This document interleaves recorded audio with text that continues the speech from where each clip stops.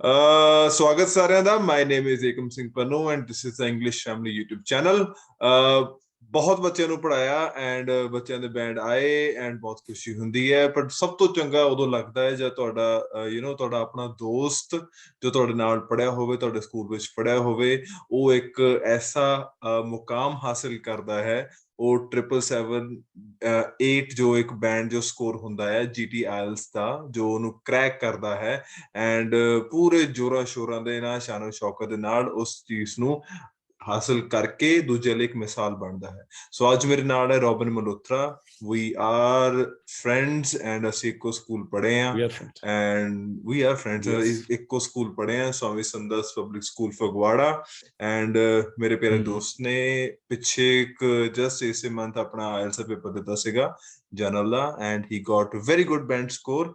ਇਹਦੇ 8.5 ਆਏ ਨੇ ਆਈ ਗੈਸ ਲਿਸਨਿੰਗ ਵਿੱਚੋਂ Robin. Yeah. 8.5 in listening, 9 in reading, 7.5 in writing, and 7 in speaking. So, ਪਹਿਲਾਂ ਤਾਂ ਭਰਾ ਮੇਰੇ ਬਹੁਤ ਬਹੁਤ ਸਵਾਗਤ and ਬਹੁਤ ਬਹੁਤ ਮੁਬਾਰਕਾਂ for your achievement. And thank you. Now that I hear from you, it does sound like an achievement. Thanks for having me. ਨਹੀਂ ਸੀ ਐਂਡ ਆਫ ਦਾ ਡੇ ਪਤਾ ਹੁੰਦਾ ਕੀ ਹੈ, ਮੈਂ ਗੱਲ ਕਰ ਰਿਹਾ ਸੀਗਾ, ਜਦੋਂ ਤੱਕ ਨਾ ਕੋਈ ਬੰਦਾ IELTS ਦਾ ਪੇਪਰ ਨਹੀਂ ਦਿੰਦਾ ਉਹਨੂੰ ਲੱਗਦਾ ਹੈ ਕਿ ਯਾਰ ਇਹ ਬੜੀ ਨਾ ਸੌਖੀ ਚੀਜ਼ ਹੈ, ਇਹ ਦਰਖਤ ਤੇ ਲੱਗੇ ਬੈਂਡ ਆ ਤੇ ਤੋੜ ਕੇ ਲਿਆਉਣੇ ਆ ਤੇ ਸਾਰਿਆਂ ਨੂੰ ਖਵਾ ਦੇਣੇ ਆ ਤੇ ਵਾਹ ਕਰਾ ਦੇਣੀ ਹੈ। ਐਂਡ ਖਾਸ ਕਰ ਤੇ ਵੀ ਲੱਗਦਾ ਵੀ GT ਤਾਂ ਹੈ ਹੀ ਬੜੀ ਸੌਖੀ। And how was your experience? ਇਹ ਬੜਾ ਬਹੁਤ ਕਾਮਨ ਮਿਸਕਨਸੈਪਸ਼ਨ ਆ ਕਿ GT ਸੌਖੀ ਹੈ, GT ਵਹੀ ਸੌਖੀ ਨਹੀਂ ਹੈਗੀ। ਮੇਰਾ ਐਕਸਪੀਰੀਅੰਸ ਉਹ ਕਿੱਥੋਂ ਸਟਾਰਟ ਕਰਾਂ, ਹਨਾ? ਨਹੀਂ ਪਹਿਲਾਂ ਤਾਂ ਇਹ ਦੱਸ ਜਸਟ ਲੈਟ ਮੀ ਗੋ ਸਟ੍ਰੇਟ ਬਾਈ। ਪਹਿਲਾਂ ਇੱਕ ਦੱਸ ਜਦੋਂ ਮਨ ਬਣਿਆ ਠੀਕ ਹੈ ਕਿ ਨਹੀਂ ਯਾਰ I just need to give my paper, ਤੇ ਆਲੇ ਦੁਆਲੇ ਜਦੋਂ ਪਤਾ ਲੱਗਣਾ ਸ਼ੁਰੂ ਹੋਇਆ ਤੇ ਕਿਸੇ ਨੇ ਵੀ ਤਾਂ ਕਿਹਾ ਹੋਣਾ ਵੀ ਉਹ ਰੋਬਿਨ ਕੋਈ ਨਾ ਚੱਕ ਲਾਂਗੇ ਕੰਮ ਨੂੰ, ਹੈ ਬੜਾ ਏਦਾਂ ਹੀ ਆ ਕੰਮ। How was the people around you responding to it? Yeah, so ਮੇਰਾ ਜਿਹੜਾ ਸਰਕਲ ਹੈ ਨਾ ਉਹਦੇ ਵਿੱਚ IELTS ਇੰਨੀ ਹਾਈ ਅਚੀਵਮੈਂਟ ਮੰਨੀ ਨਹੀਂ ਜਾਂਦੀ, ਮੈਂ ਓਨੈਸਟਲੀ ਦੱਸਾਂ ਤਾਂ। ਤੇ ਮੈਂ ਜਦੋਂ ਪ੍ਰੈਪਰੇਸ਼ਨ ਕਰਨੀ ਸ਼ੁਰੂ ਕੀਤੀ ਤਾਂ ਆਈ ਰਿਅਲਾਈਜ਼ਡ ਕਿ they think it is so low, it is beneath them and I am not able to crack it, है ना? It didn't sit right by me कि I am not able to crack something that they think is very beneath them. ਤੇ ਉਸ ਚੀਜ਼ ਦੇ ਨਾਲ fight ਕਰਨਾ ਨਾ ਐਂਡ ਲੱਭਣਾ ਇੱਕ ਆਪਣਾ ਇੱਕ ਰੀਜ਼ਨ ਕਿ ਇਸ ਚੀਜ਼ ਨੂੰ ਕਰੈਕ ਕਰਨਾ ਹੀ ਕਰਨਾ ਹੈ, ਠੀਕ ਆ। ਤੇ ਇਹ ਬਹੁਤ it is very underestimated exam in my circle. It is very underestimated exam. ਤੇ ਇਸ ਚੀਜ਼ ਨੂੰ ਕਰੈਕ ਕਰਨ ਲਈ ਨਾ what I realized is ਕਿ there is no hack, there is no crack. You have to change yourself from within. You have to be that person who knows that kind of English, ਹਨਾ? ਤੇ ਉਹ English ਜਦੋਂ ਤੁਸੀਂ ਐਮਬੋਡੀ ਕਰ ਚੁੱਕੇ ਹੋਵੋਗੇ, ਹਨਾ, ਉਹ ਪਰਸਨੈਲਿਟੀ ਜਦੋਂ ਤੁਸੀਂ ਐਮਬੋਡੀ ਕਰ ਚੁੱਕੇ ਹੋਵੋਗੇ, ਫਿਰ ਤੁਸੀਂ ਇਹ ਐਗਜ਼ਾਮ ਕਰੈਕ ਕਰ ਸਕਦੇ ਹੋ। ਬਿਕੋਜ਼ ਜਨਰਲ ਦੇ ਕੇਸ ਦੇ ਵਿੱਚ you are not trying to achieve 6 or 6.5 bands. You want to achieve best of everything. And absolutely. That's when you will get a little on the line of 8, 7, 7 and 7. ਇਹ ਬਿਲਕੁਲ ਸਹੀ ਗੱਲ ਹੈ and ਮੈਂ ਇਹ ਗੱਲ ਕਹਿਣਾ ਵੀ ਚਾਹੁੰਦਾ, ਮੈਨੂੰ ਕਦੀ ਫੀਲ ਵੀ ਹੁੰਦੀ ਹੈ ਕਈ ਵਾਰੀ ਨਾ ਜਦੋਂ ਬੰਦਾ ਕੋਈ IELTS GT ਦਾ ਪੇਪਰ ਦਿੰਦਾ ਹੈ ਐਂਡ ਅਗਰ ਉਹਦੇ ਬਾਈ ਚਾਂਸ ਐਂਡ ਉਹਦਾ ਇੱਕ ਨਾ ਬਿਕੋਜ਼ ਉਹ ਕਿਤੇ ਨਾ ਕਿਤੇ ਜੌਬ ਕਰਦਾ ਹੋਏਗਾ। ਹੁਣ ਮੈਂ ਸਾਰਿਆਂ ਨੂੰ ਦੱਸਣਾ ਚਾਹੁੰਦਾ Robin is doing a very good job and he is living a very lavish life, but end of the day he felt like ਠੀਕ ਹੈ ਯਾਰ ਮੈਨੂੰ ਵੀ ਕਰਨਾ ਚਾਹੀਦਾ। ਸੋ ਇਹਦੇ ਲਈ ਇੱਕ ਤਰ੍ਹਾਂ ਮੈਨੂੰ ਵੀ ਜਦੋਂ ਇਹਨੇ ਕੰਟੈਕਟ ਕੀਤਾ ਕਿ ਯਾਰ IELTS ਕਰਨੀ, ਮੈਨੂੰ ਲੱਗਦਾ ਰੋਬਿਨ ਤੇਰੇ ਲਈ ਬਹੁਤ ਇਹ ਬਹੁਤ ਤੇਰੇ ਲਈ ਛੋਟੀ ਚੀਜ਼ ਹੈ। It is just like a mice standing in front of you, ਇਹ ਕਰ ਲਏਗਾ, ਕੋਈ ਚੱਕਰ ਨਹੀਂ ਹੈ। ਬਟ ਮੈਨੂੰ ਕਈ ਵਾਰੀ ਨਾ ਏਦਾਂ ਲੱਗਦਾ ਜਿੱਦਾਂ ਆਪਾਂ ਆਲੇ ਦੁਆਲੇ ਆਪਣੇ ਗੁਆਂਢੀ ਜਾਂ ਆਪਣੇ ਰਿਸ਼ਤੇਦਾਰ ਉਹ ਕਹਿੰਦੇ ਵੀ ਸਾਡੀ 12ਵੀਂ ਦੀ ਕੁੜੀ ਨੇ 7 ਬੈਂਡ ਲੈ ਲੈ, ਤੂੰ ਤਾਂ ਲੈ ਹੀ ਲਏਗਾ, ਠੀਕ ਹੈ। ਹੁਣ they don't know the difference between academic IELTS ਤੇ GT IELTS, ਕਿ academic ਚੋਂ ਤਾਂ 7 ਬੈਂਡ ਆ ਜਾਂਦੇ ਆ, ਹੈ GT ਵਿੱਚੋਂ ਨਹੀਂ ਆਉਂਦੇ ਐਂਡ ਉਹ ਇੱਕ ਜੋ ਪ੍ਰੈਸ਼ਰ ਬਣਦਾ ਨਾ ਬੰਦੇ ਦੇ ਅੰਦਰ ਯਾਰ 12ਵੀਂ ਦੇ ਨਿਆਣੇ ਦੇ ਗੱਲਾਂ ਮੈਨੂੰ ਸੁਣਾਈ ਜਾਂਦੇ ਆ, ਮੱਤਾਂ ਦੇਈ ਜਾਂਦੇ ਆ, ਮੇਰਾ ਅੰਦਰ ਖੌਲ ਪੈ ਰਿਹਾ, ਮੇਰੇ ਬੈਠ ਨਹੀਂ ਆ ਰਹੇ। ਤੇਰੇ ਨਾਲ ਹੋਈ ਕੁਛ ਏਦਾਂ ਦਾ ਕੁਝ ਵਾਕਿਆ? ਮੈਂ ਐਕਚੁਅਲੀ ਜੇ ਏਦਾਂ ਦੀ ਕੋਈ ਚੀਜ਼ ਸੀਗੀ ਵੀ ਨਾ in the air, it was not visible to me at all. ਮੈਨੂੰ ਨਹੀਂ ਪਤਾ ਸੀ ਕਿ ਏਦਾਂ ਦਾ ਕੁਝ ਹੈ ਵੀ 에ਅਰ ਦੇ ਵਿੱਚ, ਕਿ ਮੇਰੇ ਬਾਰੇ ਸ਼ਾਇਦ ਏਦਾਂ ਕਿ I was actually a little secretive about that I am preparing for IELTS, going for IELTS. You didn't tell anybody?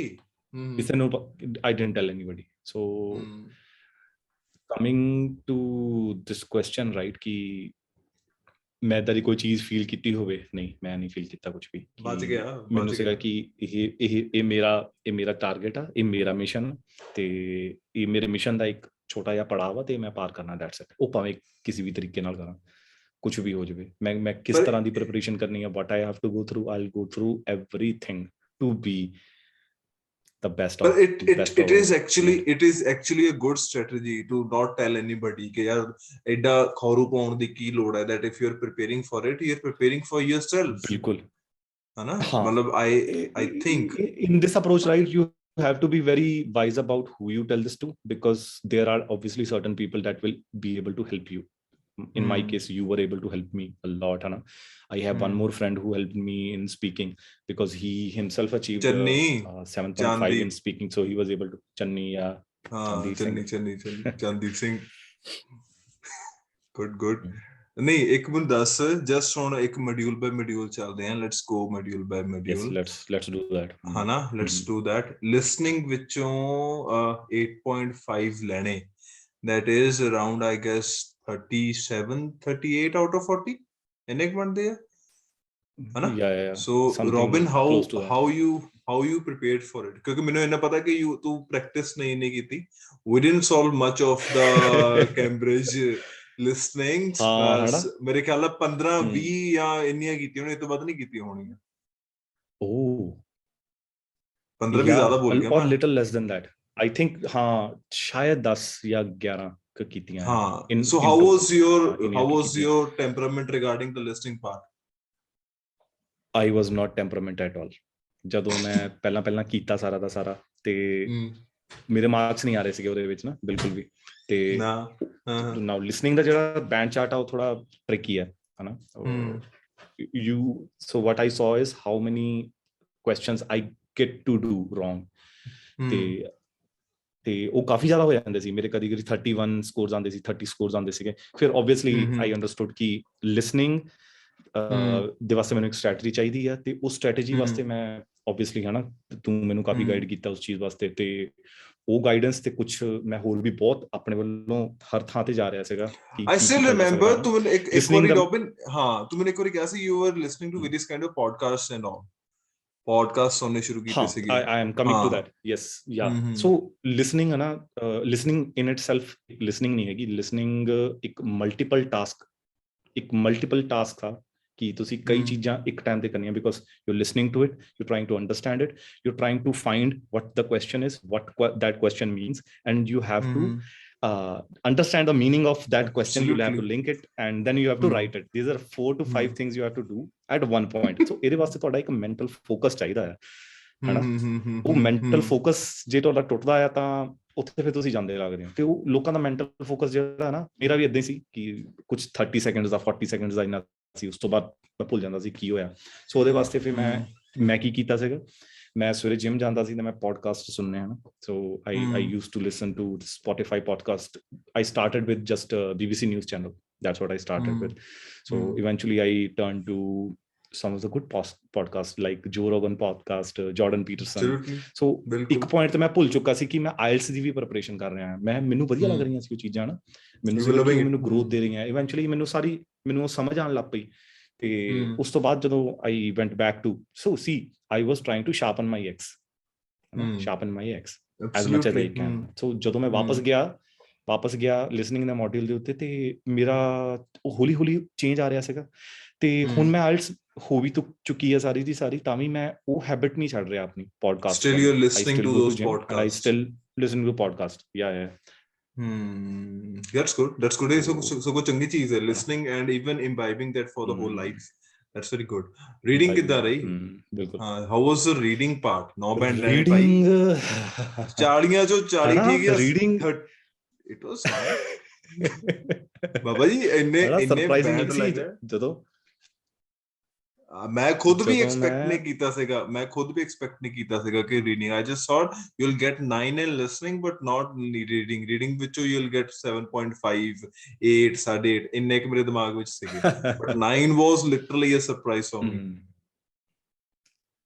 ਅਪੈਰੈਂਟਲੀ ਜਦੋਂ ਮੈਂ ਟੈਸਟ ਦੇ ਕੇ ਬਾਹਰ ਆਇਆ ਮੈਨੂੰ ਪਤਾ ਸੀ ਕਿ ਮੇਰੇ 9 ਬੈਂਡ ਆ ਹਾਂ, ਕਿਉਂਕਿ you said ਮੈਂ that thing. 30 ਮਿੰਟਸ ਹਨਾ I told you 30 ਮਿੰਟਸ ਦੇ ਵਿੱਚ ਮੈਂ ਸਾਰਾ ਰੀਡਿੰਗ ਮੁਕਾਤਾ ਸੀ। ਉਸ ਤੋਂ ਬਾਅਦ 15 ਮਿੰਟਸ 'ਚ ਮੈਂ ਫੇਰ ਰੀਡਿੰਗ ਕੀਤਾ ਉਹ ਸਾਰਾ ਦਾ ਸਾਰਾ ਤੇ ਫੇਰ ਬਚੇ 15 ਮਿੰਟਸ 'ਚ ਮੈਂ ਦੁਬਾਰਾ ਕੀਤਾ। I revised 2 times. Oh really? ਸਾਰਾ ਦਾ ਸਾਰਾ really ਤਾਈ ਹਾਂ ਇਸੇ ਕਰਕੇ you called me and said ਕਿ ਜੋ ਮਰਜ਼ੀ ਹੋ ਜੇ ਦੁਨੀਆ ਇੱਧਰ ਦੀ ਭਾਵੇਂ ਉੱਧਰ ਹੋ ਜੇ ਰੀਡਿੰਗ ਚੋਂ 9 ਪੱਕਾ। ਹਾਂ ਫੈਬ ਤੇ ਉਹਦੇ ਵਾਸਤੇ ਹੁਣ ਮੈਂ ਕੀ ਕੀਤਾ ਸੀ ਜਦੋਂ ਸ਼ੁਰੂਆਤ ਕੀਤੀ ਸੀਗੀ ਰੀਡਿੰਗ ਦੀ ਤੇ ਆਬਵੀਅਸਲੀ ਕਾਫੀ ਚੀਜ਼ਾਂ ਖਰਾਬ ਸੀਗੀਆਂ ਹਨਾ ਥੋੜਾ ਫਿਰ ਉਸ ਤੋਂ ਬਾਅਦ ਤੂੰ ਮੈਨੂੰ ਦੱਸਿਆ ਕਿ ਇੱਕ ਸੈਟ ਆਫ ਮੋਡਿਊਲਸ ਦਾ ਨੂੰ ਅਪਰੋਚ ਕਰਨ ਦਾ ਇੱਕ ਢੰਗ ਹੁਣ ਉਹ ਢੰਗ ਤੁਹਾਨੂੰ ਪਤਾ ਲੱਗ ਵੀ ਜਾਏਗਾ ਪਰ ਜੇ ਤੁਹਾਡੇ ਕੋਲ ਰੀਡਿੰਗ ਐਜ਼ ਅ ਸਕਿੱਲ ਨਹੀਂ ਹੈਗਾ ਤਾਂ ਤੁਸੀਂ ਕੁਝ ਨਹੀਂ ਕਰ ਸਕਦੇ।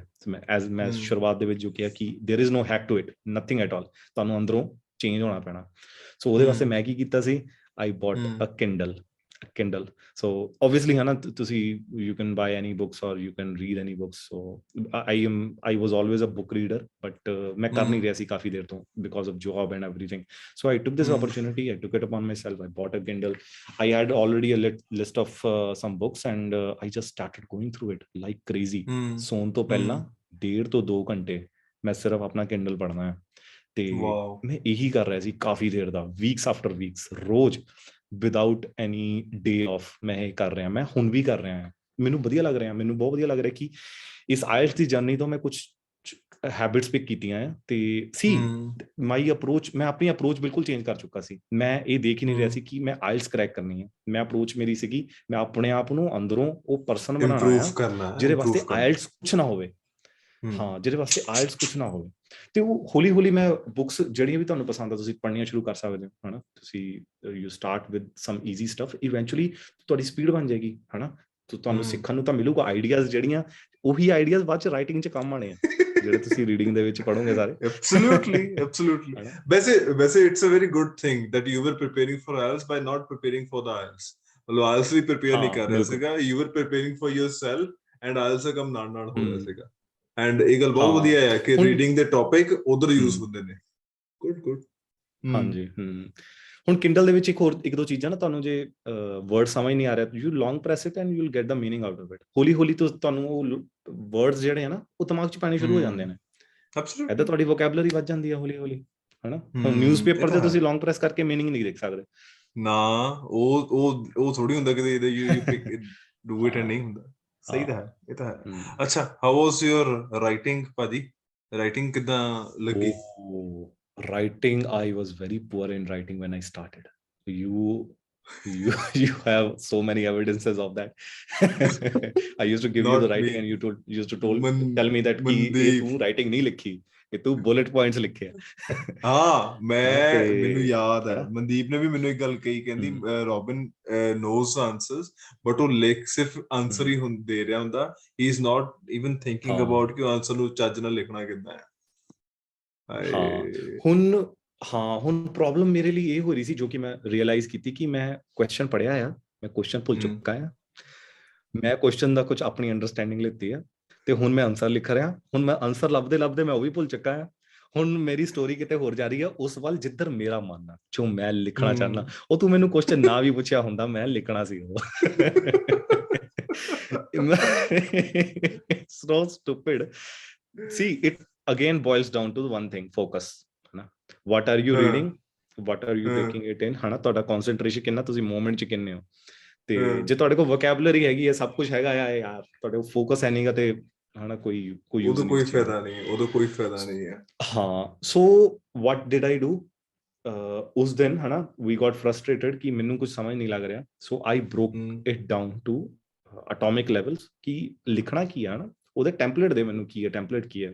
ਸੋ ਰਿਅਲਾਈਜ਼ ਕੀਤਾ ਕਿ ਇੰਟਰੋਡਕਸ਼ਨ ਦੇ ਕੁਝ ਇੰਨੇ 2 ਲਾਈਨਾਂ ਆ ਜਿਸ ਪੈਰਾਫਰੇਜ਼ਿੰਗ ਆ, ਪਹਿਲੀ ਲਾਈਨ ਪੈਰਾਫਰੇਜ਼ਿੰਗ, ਫਿਰ ਉਹਦੇ ਵਿੱਚ ਐਕਸਪਲੇਨੇਸ਼ਨ ਦੇਣੀ ਆ ਇੱਕ ਥਾਟ ਦੀ, ਫਿਰ ਦੂਸਰੇ ਥਾਟ ਦੀ ਐਕਸਪਲੇਨੇਸ਼ਨ ਦੇਣੀ ਆ।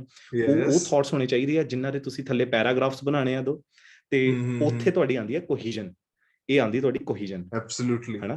ਤੇ ਉਸ ਤੋਂ ਬਾਅਦ ਤੁਸੀਂ ਆਪਣਾ ਪੈਰਾਗ੍ਰਾਫ ਇੱਕ ਸ਼ੁਰੂ ਕਰਨਾ, ਤੇ ਉਹ ਪੈਰਾਗ੍ਰਾਫ ਇੱਕ ਥਾਟ ਦਾ ਹੋਣਾ ਚਾਹੀਦਾ, ਇੱਕ ਪੁਆਇੰਟ ਦਾ ਹੋਣਾ ਚਾਹੀਦਾ, ਉਸ ਪੁਆਇੰਟ ਨੂੰ ਤੁਸੀਂ ਲੈ ਕੇ ਜਾਣਾ, ਤੇ ਉਹ ਹਰ ਲਾਈਨ ਜਿਹੜੀ ਹੈ ਨੈਕਸਟ ਦੇ ਨਾਲ ਜੁੜੀ ਹੋਣੀ ਚਾਹੀਦੀ ਹੈ, ਤੇ ਐਂਡ 'ਚ ਆਉਣਾ ਚਾਹੀਦਾ ਇੱਕ ਬਿਊਟੀਫੁਲ ਐਗਜ਼ਾਮਪਲ, ਹੈਨਾ। The same you do with paragraph 2, and ਉਸ ਤੋਂ ਬਾਅਦ ਐਕਸਕਲੂਜਨ ਦੇ ਵਿੱਚ ਦੋਨਾਂ ਨੂੰ ਪੜ੍ਹਾ ਕੇ ਇੱਕ ਨੂੰ ਜਿਤਾ ਦਿਓ। ਬਿਲਕੁਲ ਬਿਲਕੁਲ।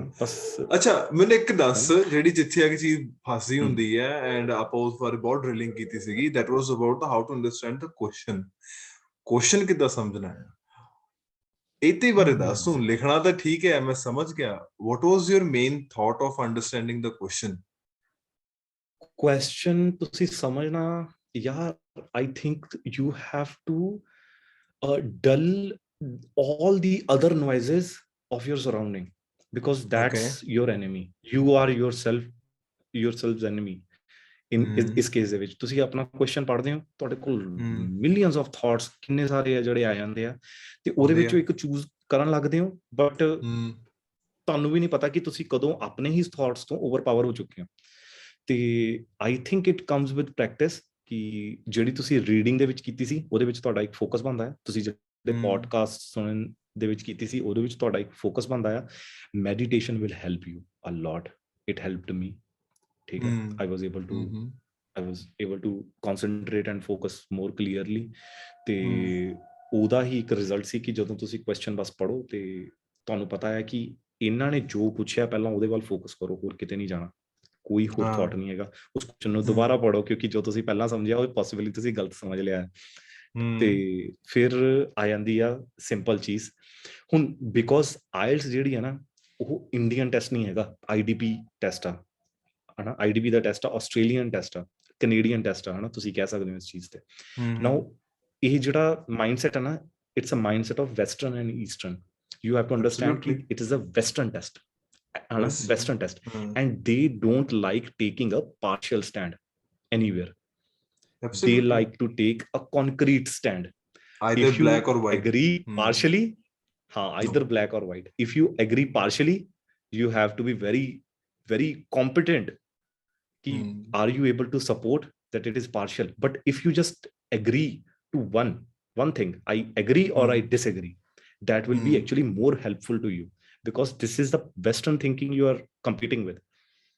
So these are my 2 cents about writing. Yeah, it's a very good observation, this Western and Eastern kind of thing. ਇਹ ਮੈਨੂੰ ਵੀ ਕਦੀ ਫੀਲ ਹੁੰਦਾ ਕਿ ਜੋ ਇੱਕ ਬੱਚਾ ਇੱਥੇ ਬਹਿ ਕੇ ਸੋਚਦਾ ਨਾ, ਜੋ ਮਤਲਬ ਸੋਚਦਾ ਕਿ ਐਸੇ ਵਿੱਚ ਆ ਚੀਜ਼ ਆਊਗੀ, and he is thinking very Indian kind of thing, and ਉਹ ਐਸੇ ਵਿੱਚ ਲਿਖ ਦਿੰਦਾ, and ਆਨਸਰ ਗਲਤ ਹੋ ਜਾਂਦਾ ਕਦੀ ਨਾ ਕਦੀ, ਹਨਾ। ਬਿਕੋਜ਼ ਐਂਡ ਆਫ ਦਾ ਡੇ ਜਿਹੜੇ ਚੈਕਿੰਗ ਕ੍ਰਾਈਟੇਰੀਆ ਜੋ ਹੈਗਾ ਆ, that is very universal kind of, and ਉਹਦੇ ਵਿੱਚ ਅਗਰ ਤੁਸੀਂ ਸਿੰਪਲ ਉਹੀ ਗੱਲ ਲਿਖੀ ਜਾਓਗੇ ਜੋ ਇੱਥੇ ਅਸੀਂ ਆਹ ਚੱਲਦੀਆਂ ਪਈਆਂ ਨੇ ਦਿਸ ਥਿੰਗ, ਠੀਕ ਹੈ, ਫਿਰ ਉਹ ਗਲਤ ਤਾਂ ਹੋਏਗਾ, ਬਿਲਕੁਲ। ਕਿਉਂ ਤੁਸੀਂ ਦੇਖੋਗੇ ਨਾ ਕਿ ਕੁਐਸਚਨਸ ਕਿਸ ਤਰ੍ਹਾਂ ਦੇ ਆਉਂਦੇ ਆ। See it is about economics, it is about history, it is about culture, it is about traditions.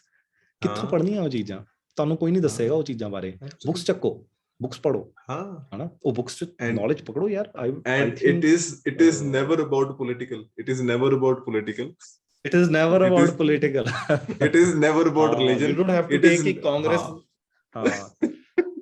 Relation ਵਾਸਤੇ ਵੀ ਨਹੀਂ ਹੁੰਦਾ. They don't ask us to choose between Democrats and liberals, है ना? They are trying to pull one very particular thread out of your mind. ਕਿ ਹਾਂ ਵੀ ਤੁਸੀਂ ਇਸ ਚੀਜ਼ ਤੇ ਕਿੱਦਾਂ ਦਾ ਸਟੈਂਡ ਲੈਂਦੇ ਹੋ, which are actually all around us, but ਗੱਲ ਆ ਕਿ ਅਸੀਂ ਉਸ ਚੀਜ਼ ਨੂੰ ਦੇਖਦੇ ਨਹੀਂ ਹੈ। ਇਹ ਬੱਚਾ ਇੱਥੇ ਆ ਕੇ ਇਹ ਮਰਦਾ ਹੈ, ਇਹ ਤਾਂ ਹੈ। ਆ ਜਾ ਫਿਰ ਸਭ ਤੋਂ ਔਖੇ ਮੋਡਿਊਲ ਤੇ, ਸਪੀਕਿੰਗ ਕਿੱਦਾਂ ਸੀ? ਅਰੇ ਯਾਰ ਨਾ ਯਾਦ ਕਰਾ ਸਪੀਕਿੰਗ, ਹਨਾ। ਓਕੇ, ਸਪੀਕਿੰਗ ਚੰਨੀ ਅਗਰ ਦੇਖਦਾ ਹੋਏਗਾ ਨਾ ਤੇ ਚੰਨੀ ਹੱਸੇਗਾ ਜ਼ਰੂਰ ਇੱਕ ਵਾਰੀ ਸੁਣ ਕੇ ਸਾਰਾ ਕੁਝ। ਚੰਨੀ ਹਾਂ ਬਿਲਕੁਲ। ਸਪੀਕਿੰਗ ਦਾ ਨਾ ਮੈਂ I want to see, I think ਸਭ ਤੋਂ ਜ਼ਿਆਦਾ ਸਟਰਗਲ ਮੈਂ ਸਪੀਕਿੰਗ 'ਚ ਕੀਤਾ ਹੈ। ਸਪੀਕਿੰਗ 'ਚ ਮੈਂ ਇਸ ਲਈ ਸਟਰਗਲ ਕੀਤਾ ਕਿਉਂਕਿ I had everything, I think my rest of the modules actually vouch for it कि I actually had everything. My grammar is correct, my lexical range is there, cohesion and coherence is also there because writing supports it. Okay. Now what I lagged was my inner voice was not in English. What I was doing, however, was I was trying to convert everything. ਮੈਂ ਪਹਿਲਾਂ ਪੰਜਾਬੀ ਚ ਬੋਲਦਾ ਸੀ ਆਪਣੇ ਆਪ ਨੂੰ ਦਿਮਾਗ ਚ ਉਹਨੂੰ ਕਨਵਰਟ ਕਰਦਾ ਸੀ ਉਹ ਟ੍ਰਾਂਸਲੇਸ਼ਨ ਚ ਸਾਰਾ ਦਾ ਸਾਰਾ ਟਾਈਮ ਨਿਕਲ ਜਾਂਦਾ ਸੀ ਤੇ ਸੀ ਮੋਨੋਲਿੰਗੁਅਲ ਪੀਪਲ ਡੋਂਟ ਡੂ ਦੈਟ ਹਨਾ ਜਿਨ੍ਹਾਂ ਦੀ ਸੈਕੰਡ ਲੈਂਗੁਏਜ ਹੈ ਨਾ ਇੰਗਲਿਸ਼ ਵਿੱਚ ਹਾਂ ਉਹ ਜ਼ਰੂਰ ਕਰਦੇ ਆ ਜਿਨ੍ਹਾਂ ਦਾ ਹੋਲਡ ਹੈ ਨਹੀਂਗਾ ਇਸ ਚੀਜ਼ ਦੇ ਵਿੱਚ ਨਾ ਉਹ ਜ਼ਰੂਰ ਕਰਦੇ ਆ ਹੁਣ ਇਸ ਚੀਜ਼ ਸਪੀਕਿੰਗ ਦਾ ਨਾ ਕੋਈ ਹੋਰ ਤਰੀਕਾ ਨਹੀਂ ਆ ਐਕਸੈਪਟ ਪ੍ਰੈਕਟਿਸ ਜੇ ਤੁਹਾਡੇ ਕੋਲ ਸਾਰੇ ਟੂਲਸ ਹੈਗੇ ਆ ਤੁਹਾਡੇ ਕੋਲ ਲੈਕਸੀਕਲ ਰੇਂਜ ਆ you have grammar you have everything ਠੀਕ ਆ all you need is practice. So what I used to do is you go for a night stroll ठीक है you be with yourself in the ठीक है you be with yourself you talk to yourself ठीक है and be sure that you're talking to yourself in English as much as you can ਜਿੰਨੇ ਵੀ thoughts ਤੁਸੀਂ ਆਪਣੇ ਆਪ ਨਾਲ ਕਰਨੇ ਆ ਨਾ ਜਿਹੜੇ ਕਿ ਤੁਹਾਡੇ ਪਰਸਨਲ ਜਿੱਦਾਂ ਵੀ ਤਰ੍ਹਾਂ ਦੇ ਵੀ ਥਾਟਸ ਹੋਣ ਸਪੀਕਿੰਗ ਇੰਗਲਿਸ਼ ਚ ਕਰਨ ਦੀ ਕੋਸ਼ਿਸ਼ ਕਰੋ because speaking is about your inner voice nothing else ਠੀਕ ਆ ਤੁਹਾਡੇ ਕੋਲ ਹਰ ਤਰ ਯਾਰ ਜਿੱਦਾਂ ਦੇ ਉਹ ਕੁਐਸਚਨ ਪੁੱਛ ਰਹੇ ਆ ਨਾ ਤੁਸੀਂ ਆਨਸਰ ਦੇ ਦੋਗੇ where do you live ਕਿੱਦਾਂ ਦਾ ਘਰ ਆ ਤੁਹਾਡਾ ਹਨਾ ਤੁਸੀਂ ਆਪਣੇ ਕੰਮ ਨੂੰ ਕਿਉਂ ਪਸੰਦ ਕਰਦੇ ਹੋ ਐਂਡ ਆਲ ਦੈਟ ਤੁਸੀਂ ਪੰਜਾਬੀ ਚ ਆਰਾਮ ਨਾਲ ਦੇ ਦੋਗੇ what you lack is ਉਹ immediate translation ਠੀਕ ਆ ਹੁਣ ਇੰਗਲਿਸ਼ ਦੀ ਸਪੀਕਿੰਗ ਦੀ ਨਾ ਇੱਕ ਖਾਸ ਗੱਲ ਇਹ ਹੈ ਕਿ ਉਹਨਾਂ ਦੇ ਪੰਜਾਬੀ ਦੇ ਵਿੱਚ ਜੇ ਮੈਂ ਕੋਈ ਸੈਂਟੈਂਸ ਕਹਿਣਾ ਹੈ ਉਹਦੀ ਲੈਂਥ ਇੰਨੀ ਆ ਇੰਗਲਿਸ਼ ਦੇ ਵਿੱਚ ਉਹਦੀ ਲੈਂਥ ਛੋਟੀ ਹੈ ਬਹੁਤ ਠੀਕ ਆ ਹੁਣ ਕੀ ਕੀਤਾ ਹੈ ਉਹਨਾਂ ਨੇ ਇੱਕ ਵਾਈਡ ਰੇਂਜ ਆਫ ਇਮੋਸ਼ਨਸ ਕਹਿ ਸਕਦੇ ਹੋ ਜੇ ਵਾਈਡ ਰੇਂਜ ਆਫ ਸੈਂਟੈਂਸਸ ਦਾ ਇੱਕ ਵਰਡ ਦੇ ਦਿੱਤਾ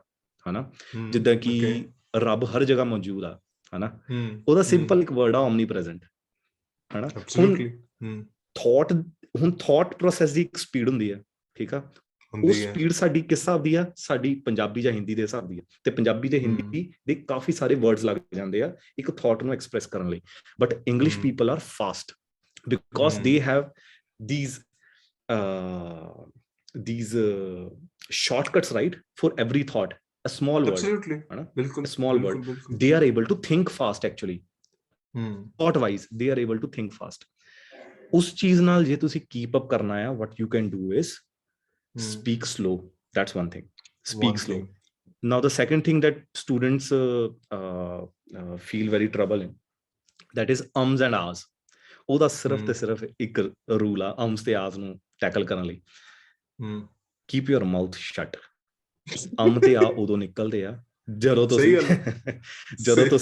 ਤੁਸੀਂ ਤੁਹਾਡੇ ਕੋਲ ਥਾਟਸ ਹੈ ਨੇਗੇ ਔਰ ਤੁਸੀਂ ਸੋਚਣ ਜਦੋਂ ਇਹ ਹੋ ਰਿਹਾ ਤਾਂ shut your mouth ਸ਼ਾਂਤ ਰਹੋ ਬਿਲਕੁਲ ਸਹੀ ਗੱਲ ਸ਼ਾਂਤ ਹੋ ਜਾਓ ਬਸ ਸ਼ਾਂਤ ਹੋ ਜਾਓ eventually ਅਰੇ ਯਾਰ in half a day you'll see the change I'm not even saying ki a week you have to do it this for week in one day you'll be able to by the end of the day you'll see okay ums and ahs are gone and that's what happened with me ਜਦੋਂ ਮੈਨੂੰ ਪਤਾ ਲੱਗਾ ਕਿ ums and ahs ਨੂੰ tackle ਕਰਨ ਦੀ ਆ trick ਆ that's it ਚਲੀ ਗਈ ਇਹ ਤਾਂ ਹੈ ਇਹ ਸੀ speaking lot of practice and changing your inner voice ਕੋਈ ਇਦਾਂ ਦੀ ਚੀਜ਼ ਹੈਗੀ ਕਿ ਲੈਟਸ ਸੇ ਯਾਰ ਉਹ ਜਿੱਦਾਂ ਕਹਿੰਦੇ ਕੋਈ ਸ਼ੇਕਸਪੀਅਰਨ ਲੈਂਗੁਏਜ ਬੋਲਣ ਦੀ ਲੋੜ ਹੈ ਜਾਂ ਕੋਈ ਪ੍ਰੋਵਰਬਸ ਇਡੀਅਮਸ ਵਗੈਰਾ ਕੁਝ did you cram anything ਨਹੀਂ okay yeah ਨਹੀਂ I not at all cramming will okay those examiners are very smart they know if you have crammed some answers ਠੀਕ ਆ ਸਪੀਕਿੰਗ ਦਾ ਜਿਹੜਾ ਮੋਡਿਊਲ ਆ ਆਬਵੀਅਸਲੀ ਜਿਹੜੇ ਸ਼ੁਰੂ ਦੇ ਕੁਐਸਚਨਸ ਆ ਨਾ ਉਹਨਾਂ ਨੂੰ ਛੋਟਾ ਰੱਖੋਗੇ ਤੁਸੀਂ ਬੋਲੋਗੇ ਛੋਟਾ ਰੱਖੋ ਤੇ ਬਿਲਕੁਲ ਵੀ ਕੋਈ ਵੀ ਕੋਈ ਆਨਸਰ ਨਾ ਲੱਭ ਕੇ ਜਾਓ ਕਿ ਹਾਂ ਇਹਦਾ ਇਹੀ ਜਵਾਬ ਦੇਣਾ ਹੈ ਕੁਝ ਵੀ ਤੁਹਾਨੂੰ ਲਿਖਣ ਦੀ ਵੀ ਲੋੜ ਨਹੀਂ ਹੈ ਕਿ ਹਾਂ ਵੀ ਐਟਲੀਸਟ ਮੈਂ ਆਪਣੇ ਮੇਰੇ ਹੀ ਥਾਟਸ ਆ ਨਾ ਮੈਂ ਲਿਖ ਕੇ ਚੱਲ ਜਾਣਾ ਹਨਾ ਪੀਪਲ ਡੂ ਦੈਟ ਹਨਾ ਪੀਪਲ ਡੂ ਦੈਟ ਨਹੀਂ ਜਦੋਂ ਤੁਸੀਂ ਰੋਬੋਟਿਕ ਹੋ ਗਏ ਨਾ ਆਪਣੀ ਵੌਇਸ ਦੇ ਵਿੱਚ it will give the impression that you have crammed it roboticness will give the expression that you have crammed it and second thing is don't try to impress the examiner so now that's where the smart ass people play their game in absolutely they try to impress the examiner with high words na idioms pata nahi kitho घुमा के मारे na kuch nahi chalna pondering be natural be natural be organic ਤੇ ਸ਼ੁਰੂ ਦੇ ਛੋਟੇ answers ਦੇ ਕੇ ਇੱਕ ਜਿਹੜਾ 2 ਮਿੰਟ ਦਾ ਤੁਸੀਂ ਦੇਣੀ ਹੈ ਕੁਐਸਚਨ ਦਾ ਆਨਸਰ ਦੇਣਾ ਹੈ ਨਾ, ਉਹ ਦਿਓ। ਉਸ ਤੋਂ ਬਾਅਦ ਫੋਲੋ ਅਪ ਦੇ ਵਿੱਚ ਆਪਣੀ ਕ੍ਰੀਏਟੀਵਿਟੀ ਲਗਾਓ ਜਿੰਨੀ ਤੁਸੀਂ ਲਗਾ ਸਕਦੇ ਆ। ਫੋਲੋ ਅਪ ਤੇ ਤੁਸੀਂ ਪ੍ਰੈਕਟਿਸ ਵੀ ਨਹੀਂ ਕਰ ਸਕਦੇ, ਜੋ ਮਰਜ਼ੀ ਕਰ ਲਓ। ਫੋਲੋ ਅਪਸ ਵਾਸਤੇ ਤੁਸੀਂ ਕੁਝ ਕਿਤੋਂ ਪੜ੍ਹ ਨਹੀਂ ਸਕਦੇ, ਹਾਂ, ਤੇ ਤੁਹਾਨੂੰ ਪ੍ਰੈਕਟਿਸ ਹੀ ਕਰਨੀ ਪੈਣੀ ਹੈ। ਵਾਟ ਆਈ ਮੀਨ ਟੂ ਸੇ, ਪ੍ਰੈਕਟਿਸ ਕਰਨੀ ਪੈਣੀ ਉਸ ਚੀਜ਼ ਦੀ। ਉੱਥੇ ਤੁਸੀਂ ਸ਼ਾਈਨ ਕਰ ਸਕਦੇ ਹੋ ਫੋਲੋ ਅਪਸ ਦੇ ਵਿੱਚ। ਮੈਨੂੰ ਜੋ ਲੱਗਦਾ ਨਾ, it is all about the way you carry yourself. each and every module there's the test of your personality, how you carry yourself. English ਦਾ ਤਾਂ ਟੈਸਟ ਹੈ ਹੀ ਨਹੀਂ ਮੇਰੇ ਅਕੋਰਡਿੰਗ, ਇੰਗਲਿਸ਼ ਦਾ ਟੈਸਟ ਨਹੀਂ ਹੈਗਾ। and I don't think ਕਿ ਜਿੱਦਾਂ ਅਗਰ English ਦਾ test ਹੁੰਦਾ then they would have talked about the evolution of English language, ਕੋਈ linguistics ਦੀ ਗੱਲ ਹੁੰਦੀ, ਕੋਈ ਲਿਟਰੇਚਰ ਦੀ ਗੱਲ ਹੁੰਦੀ, ਕੋਈ ਸ਼ੇਕਸਪੀਅਰ ਘੜੀਸਿਆ ਹੁੰਦਾ, ਕੋਈ ਕਿਤੇ ਕੋਈ ਓਥੇਲੋ ਜਾਂ ਕਿਸੇ ਨਾ ਕੋਈ ਚਾਰਲਸ ਡਿਕਨਸ ਦੀ ਗੱਲ ਹੁੰਦੀ। ਬਿਲਕੁਲ English in itself, literature in itself, ਉਹਦਾ ਬਿਲਕੁਲ ਟੈਸਟ ਨਹੀਂ ਹੈ। ਟੈਸਟ ਨਹੀਂ ਹੈਗਾ। You are just supporting again my that point ਕਿ ਤੁਸੀਂ ਇੰਪ੍ਰੈਸ ਨਹੀਂ ਕਰਨਾ, ਤੁਸੀਂ ਸ਼ੇਕਸਪੀਰੀਅਨ ਲੈਂਗੁਏਜ ਨਹੀਂ ਬੋਲਣੀ। ਹਾਂ, ਸਿੰਪਲ ਕਿਸੇ, if we were talking in English, that's how the speaking would go, absolutely like how we are doing it. Yeah, ਹਾਂ, ਇਹੀ ਚੀਜ਼ ਆ ਨਾ, ਇਹੀ ਚੀਜ਼ ਇੱਕ ਜੋ ਮਿਸਕਨਸੈਪਸ਼ਨ ਮਨ ਦੇ ਵਿੱਚ ਬੱਚਿਆਂ ਦੇ ਹੁੰਦਾ, that is very bad, and ਇਸੇ ਕਰਕੇ ਉਹਨਾਂ ਨੂੰ ਨੁਕਸਾਨ ਹੁੰਦਾ ਹੈ। ਅੱਛਾ, ਹੁਣ ਮੈਨੂੰ ਇੱਕ ਦੱਸ, since you are a working person, ਆਪ ਜੀ ਕੰਮ ਵੀ ਕਰਦੇ ਹੋ and you somehow managed your time for IELTS as well, how was it? ਕਿੰਨਾ ਕੁ difficult ਸੀਗਾ ਇਸ ਚੀਜ਼ ਨੂੰ cope up ਕਰਨਾ? Because ਮੇਰੀ ਇੱਕੋ ਇੱਕ ਹੁੰਦੀ ਸੀਗੀ ਤੇਰੇ ਨਾਲ ਲੜਾਈ ਕਿ ਰੋਬਿਨ ਟਾਈਮ ਕੱਢ ਕੱਢ ਲਾ time. Okay, it is difficult.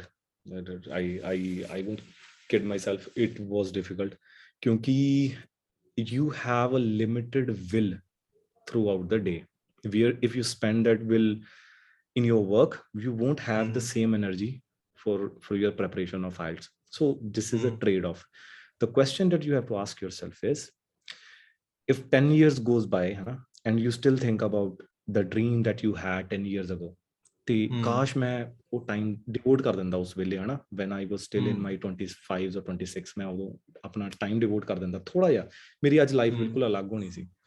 ਸੋ ਇਹ ਕੁਐਸਚਨ ਮੈਨੂੰ ਬਹੁਤ ਕਲੈਰਿਟੀ ਦਿੰਦਾ ਸੀਗਾ, ਤੇ ਫਿਰ ਉੱਥੇ ਮੈਂ ਡਿਸੀਜਨ ਲਿੱਤਾ ਕਿ obviously there is going to be a trade off, ਤੇ ਮੈਨੂੰ ਆਪਣਾ ਫੋਕਸ ਥੋੜਾ ਇਹਦੇ ਪ੍ਰੈਪਰੇਸ਼ਨ ਤੇ ਕਰਨਾ ਪੈਣਾ। ਸੋ yeah, I started waking up early in the morning, at 6 I was not however preparing for IELTS.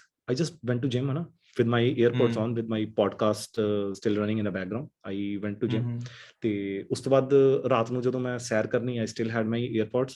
The lectures were little different, people were little different, podcasts were little different, but I was still doing it. ਉਸ ਤੋਂ ਬਾਅਦ when I go back to sleep, I was still reading. So ਮੈਂ ਮਤਲਬ ਆਪਣੀ habits ਨੂੰ change ਕਰ ਲਿਆ ਸੀਗਾ, ਜਿਹੜੀਆਂ ਕਿ ਮੇਰੀ ਡੇਜ਼ ਦੇ ਵਿੱਚ ਚੰਗੀ ਤਰ੍ਹਾਂ ਬੈਠ ਜਾਣ। You didn't kept any specific time of preparing, you were preparing whole day, ਸਾਰਾ ਦਿਨ ਸਾਰਾ ਦਿਨ just you were listening to awake, you're listening and you're reading and you're living your life. Yeah, ਬਿਲਕੁਲ। ਤੇ see, now IELTS has been over, ਮੈਂ ਹਾਲੇ ਵੀ ਉਹੀ ਚੀਜ਼ਾਂ ਕਰ ਰਿਹਾ, ਮੈਂ ਬਿਲਕੁਲ ਚੇਂਜ ਨਹੀਂ ਹੋਇਆ ਉਹਦੇ ਵਿੱਚ। ਅੱਛਾ, how's let me tell everybody, he gave computer based exam, ਇਹਨਾਂ ਨੇ computer based exam ਦਿੱਤਾ। ਤੋ ਪਹਿਲਾਂ ਮੈਨੂੰ ਇੱਕ ਦੱਸ, how was the experience of computer based exam ਭਾਈ? ਲੋਕੀ ਤਾਂ ਕਾਗਜ਼ ਕਲਮ ਨਾ ਦਿੰਦੇ ਆ। Do you think ਕਿ computer based is much better? Really? Okay. See, computer based is actually better because ਸਾਰਿਆਂ ਨੂੰ ਫੋਨ ਚਲਾਣੇ ਆਉਂਦੇ ਆ, ਸਾਰਿਆਂ ਨੂੰ ਕੰਪਿਊਟਰ ਚਲਾਣੇ ਆਉਂਦੇ ਹੀ ਹੁੰਦੇ ਆ, ਠੀਕ ਹੈ, ਇੰਨੀ ਚੀਜ਼ ਕੋਈ ਉਹ ਨਹੀਂ ਹੈਗੀ। ਪੈਨ ਐਂਡ ਪੇਪਰ ਦੇ ਵਿੱਚ ਨਾ ਬਹੁਤ ਤਰ੍ਹਾਂ ਦੀਆਂ ਡਿਸਟਰਬੈਂਸਿਸ ਆ, they make you sit in big halls, ਤੇ ਉਹ ਬਿਗ ਹਾਲਸ ਦੇ ਵਿੱਚ ਕਿੰਨੀ ਸਾਰੀ distraction and all that. Computer base ਦੇ ਵਿੱਚ ਸਿਰਫ ਤੁਸੀਂ 4 ਜਾਣੇ ਹੋ, ਉਹ ਵੀ ਤੁਹਾਨੂੰ ਪਤਾ ਨਹੀਂ ਹੁੰਦਾ ਕਿ 4 ਜਾਣੇ ਬਾਕੀ ਕਿੱਥੇ ਬੈਠੇ ਆ। You are in your own little world in your own cubicle, ਤੇ ਕਿਸੇ ਦੀ ਸਕਰੀਨ ਨਹੀਂ ਤੁਹਾਨੂੰ ਦਿਖਦੀ, ਬਿਲਕੁਲ ਤੁਸੀਂ ਸ਼ਾਂਤ ਆਪਣੇ ਉਹਦੇ ਵਿੱਚ ਬਹਿੰਦੇ ਹੋ, ਤੇ ਕਾਪੀ ਪੇਸਟ ਕਰ ਸਕਦੇ ਹੋ ਤੁਸੀਂ ਸਾਰੀਆਂ ਦੀਆਂ ਸਾਰੀਆਂ ਚੀਜ਼ਾਂ, ਡਰੈਗ ਡ੍ਰੌਪਸ ਹੁੰਦੇ ਆ ਰੀਡਿੰਗ ਦੇ ਵਿੱਚ ਤੇ ਲਿਸਨਿੰਗ ਦੇ ਵਿੱਚ ਵੀ। ਤੇ ਜੇ ਤੁਹਾਡੀ ਟਾਈਪਿੰਗ ਜੋ ਕਿ ਹੁੰਦੀ ਹੋਈ ਹੈ ਸਾਰਿਆਂ ਦੀ, ਕਾਫੀ ਬੰਦੇ ਦੀ ਹੁੰਦੀ ਹੈ ਟਾਈਪਿੰਗ, ਆਈ ਵੁੱਡ ਸੇ, ਜਿਹੜੇ ਜਨਰਲ ਦਿੰਦੇ ਆ, ਆਈ ਵੁੱਡ ਸੇ ਕਿ ਉਹਨਾਂ ਦੀ ਟਾਈਪਿੰਗ ਤਾਂ ਵਧੀਆ ਹੋਊਗੀ, ਤੇ ਤੁਸੀਂ ਉੱਥੇ ਉਸ ਚੀਜ਼ ਦਾ ਫਾਇਦਾ ਚੱਕ ਸਕਦੇ ਹੋ ਕੰਪਿਊਟਰ ਬੇਸਡ ਦਾ। ਸਪੀਕਿੰਗ ਜਿਹੜੀ ਆ ਅੱਜ ਕੱਲ ਕਈ ਇੰਸਟੀਟਿਊਟ ਦੇ ਵਿੱਚ ਵੀਡੀਓ ਕਾਲਸ ਦੇ ਉੱਤੇ ਹੁੰਦੀ ਹੈ, ਤੇ ਕਈ ਫੇਸ ਟੂ ਫੇਸ ਵੀ ਹੋ ਰਹੀਆਂ। So you can So choose your center. how was your speaking ਦਾ ਹਿਸਾਬ ਕਿਤਾਬ ਕਿ ਉਹ face to face ਸੌਖਾ ਲੱਗਾ ਸੀਗਾ ਕਿ computer based ਨੂੰ you would have preferred more? Face to face I would prefer. Computer based ਦੇ ਵਿੱਚ ਨਾ okay, I think you are not able to express yourself that clearly. What does your presence feel like? How do you dominate the whole conversation in one-to-one conversation, which is face to face? So you will have much more impact if it is face to face. So that's what I feel. ਮੈਨੂੰ ਕਈ ਵਾਰੀ ਇਹ ਵੀ ਲੱਗਦਾ ਨਾ ਜਿੱਦਾਂ ਕਈ ਵਾਰੀ ਬੰਦੇ ਦੇ ਐਕਸਪ੍ਰੈਸ਼ਨਸ ਹੁੰਦੇ ਨੇ, the gestures and the way he just carries himself. ਹਾਂ ਹੁੰਦੀਆਂ ਸਾਰੀਆਂ ਚੀਜ਼ਾਂ ਹੁੰਦੀਆਂ। ਇਹ ਚੀਜ਼ਾਂ ਬਹੁਤ matter I would like to ਕਰਦੀਆਂ। add that monolingual people ਦੇ gestures ਨਾ ਬਹੁਤ ਜ਼ਿਆਦਾ ਨਹੀਂ ਹੁੰਦੇ। ਜਿਹੜੀ ਜਿਨ੍ਹਾਂ ਦੀ English as a main language ਆ ਉਹ ਏਦਾਂ ਗੱਲਾਂ ਨਹੀਂ ਕਰਦੇ। ਉਹ ਮੈਂ ਉੱਥੇ ਗਿਆ ਸੀ, ਮੈਂ ਤਾਂ ਗਿਆ ਸੀ, ਏਦਾਂ ਨਹੀਂ ਕੁਛ ਹੁੰਦਾ। they have a very calm composure ਤੇ ਉਹ ਬਹਿੰਦੇ ਆ ਤੇ ਥੋੜੀ ਜਿਹੀ ਹੈਂਡ ਜੈਸਟਰਸ ਹੁੰਦੇ ਆ, ਇਸ ਤੋਂ ਜ਼ਿਆਦਾ ਨਹੀਂ ਕੁਛ। ਜਿਵੇਂ ਪੰਜਾਬੀ ਬੋਲਦੇ ਆਪਾਂ, ਹੁਣ ਪੰਜਾਬੀ ਬੋਲਣ ਲੱਗੇ ਬੰਦਾ ਹਾਂ ਜਿੱਦਾਂ ਪੰਜਾਬੀ ਬੋਲਦੇ ਆ, ਅਸੀਂ ਨੱਚਦੇ ਥੋੜੀ ਪੰਜਾਬੀ ਬੋਲਦੇ। ਸਹੀ ਗੱਲ, ਸਹੀ ਗੱਲ। ਅੱਛਾ, just we have last 5 minutes. ਮੈਨੂੰ ਇੱਕ ਦੱਸ, ਲੈਟਸ ਸੇ ਅਗਰ ਕਿਸੇ ਬੱਚੇ ਦਾ ਕੱਲ ਪੇਪਰ ਹੈਗਾ, ਕੱਲ ਪੇਪਰ ਹੈ ਐਂਡ ਲਾਸਟ ਨਾਈਟ ਹੈ ਆਫ ਪ੍ਰੈਪਰੇਸ਼ਨ, ਠੀਕ ਹੈ, ਕਿਵੇਂ ਸੰਭੀਏ ਉਸ ਚੀਜ਼ ਨੂੰ? How you tackled it? ਬਿਲਕੁਲ ਵੀ ਪ੍ਰੈਪਰੇਸ਼ਨ ਨਾ ਕਰੋ, ਸੋ ਜਾਓ ਆਰਾਮ ਨਾਲ, ਨਿਆਣੇ ਵਿਗਾੜੇਗਾ। ਟੇਕ ਅ ਗੁੱਡ ਸਲੀਪ। ਨਹੀਂ, take a good rest, take a very good rest. You should be well rested before that exam because it's a continuous 2.30 minutes of stretch na, continuous stretch ਹੁੰਦਾ ਆ ਜੇ ਤੁਸੀਂ ਰੀਡਿੰਗ ਰਾਈਟਿੰਗ ਤੇ listening ਦੇ ਰਹੇ ਹੋ ਤਾਂ। ਤੇ ਸਪੀਕਿੰਗ ਵਾਸਤੇ ਵੀ you should be well rested ਕਿਉਂਕਿ ਜੇ ਤੁਹਾਡੀ ਆਖਰੀ ਨਾਈਟ ਆ, ਤੁਸੀਂ ਸਾਰੀਆਂ ਪ੍ਰੈਪਰੇਸ਼ਨ ਕਰ ਚੁੱਕੇ ਹੋ ਪਹਿਲਾਂ ਤੋਂ ਹੀ। And as I said previously, ਕੋਈ ਹੈਕ ਨਹੀਂ ਹੈਗਾ, ਕੋਈ ਕ੍ਰੈਕ ਨਹੀਂ ਹੈਗਾ, ਕੋਈ ਸ਼ੋਰ ਸ਼ਾਟ ਨਹੀਂ ਹੈਗਾ, nothing. You have to understand what their marking schema is. You have to understand ਕਿ ਕਿੱਦਾਂ ਉਹ ਅਕੈਡਮਿਕਲੀ ਅੰਡਰਸਟੈਂਡ ਕਿ ਕਿਸ ਬੇਸਿਸ ਤੇ ਤੁਹਾਨੂੰ ਉਹ ਜੱਜ ਕਰੂਗੇ, ਤੇ ਉਹ ਚੀਜ਼ਾਂ ਦੇ ਉੱਤੇ ਤੁਹਾਨੂੰ ਪਹਿਲਾਂ ਤੋਂ ਹੀ ਪ੍ਰਪੇਅਰ ਕਰਨਾ ਪੈਣਾ ਹੈ, ਜਨਰਲ ਵਾਸਤੇ ਵੀ ਤੇ ਅਕੈਡਮਿਕ ਵਾਸਤੇ ਵੀ। ਐਂਡ ਲੈਟਸ ਸੇ ਜੇ ਤੁਸੀਂ ਬਸ ਐਂਟਰ ਕਰਨ ਲੱਗੇ ਹੋ ਪੇਪਰ ਸੈਂਟਰ ਦੇ ਵਿੱਚ ਜਿੱਥੇ ਪੇਪਰ ਹੈ, ਉਹ ਤੋਂ ਪਹਿਲਾਂ ਉਸ ਬਟਰਫਲਾਈਜ਼ ਇਨ ਦਾ ਸਟਮਕ ਨੂੰ ਕਿੱਦਾਂ ਕੰਟਰੋਲ ਕਰਨਾ? Take a deep breath, I think. ਕਿਉਂਕਿ okay, I was not able to calm myself down. ਮੇਰੇ ਉਹ ਬਟਰਫਲਾਈਜ਼ ਵੀ ਸੀ, ਮੈਂ ਹੋਵਾਂ ਮੈਂ ਵੀ ਇਦਾਂ ਹੀ ਹੋਊਂਗਾ। ਹਾਂ ਮੈਂ ਵੀ ਘਬਰਾਹਟ ਬਿਕੋਜ਼ ਨਾ it's a high stake exam ਤੇ ਆਹ 15,500 ਬੰਦੇ ਦਾ ਲੱਗਾ ਹੋਵੇ। There are no two thoughts about it ਕਿ ਹਾਂ ਉੱਥੇ ਤੁਸੀਂ ਸਾਹ ਲਓ ਡੂੰਘੇ, ਤੇ ਜਦੋਂ ਤੁਹਾਡੀ ਲਿਸਨਿੰਗ ਸ਼ੁਰੂ ਹੋ ਚੁੱਕੀ ਹੈ ਨਾ, ਉਦੋਂ ਤੁਸੀਂ ਭੁੱਲ ਚੁੱਕੇ ਹੋਵੋਗੇ ਕਿ ਹਾਂ ਵੀ ਇਸ ਤੋਂ ਪਹਿਲਾਂ ਕੀ ਸੀਗਾ, ਬਾਅਦ ਚ ਕੀ ਆ। ਉਸ ਵੇਲੇ ਤੁਸੀਂ ਬਸ ਉਸ ਮੋਡ ਦੇ ਵਿੱਚੋਂ ਤੇ ਬਸ ਇੱਕ ਸਪ੍ਰਿੰਟ ਲਗਾਓ, ਲੰਬੇ ਸਾਹ ਲੈ ਕੇ ਕਰੋ ਐਂਡ ਕਰੋ। ਹਾਂ ਚਲੋ, it was good. Thank you Robin, ਬਹੁਤ ਚੰਗਾ ਲੱਗਾ ਭਰਾ ਮੇਰੇ, and it was very nice talking to you. It was very organic and it was very organic and ਬਹੁਤ structured ਸੀਗੀ, ਜਿੰਨਾ ਮਤਲਬ ਕਹਿ ਲਓ ਕਿ ਕੰਟੈਂਟ ਇਹਦੇ ਵਿੱਚ ਮਿਲੇਗਾ ਬੱਚਿਆਂ ਨੂੰ, I think ਹਾਲ ਤੱਕ ਹੋ ਨਹੀਂ ਕਿਤੇ ਮਿਲਿਆ ਹੋਵੇਗਾ। So it is very good and thank you so much and thank you everybody. ਹੀ ਤੁਸੀਂ ਪ੍ਰੀਪਰੇਸ਼ਨ ਕਰਦੇ ਰਹੋ and ਇਦਾਂ ਹੀ ਰੋਬਿਨ ਵਰਗੇ individuals ਤੋਂ, ਦੋਸਤਾਂ ਤੋਂ ਸਿੱਖਦੇ ਰਹੋ। It's a very good thing. Thank you Robin, bye bye. Thank you everybody. Bye ਬੱਚੇ, thank you, bye.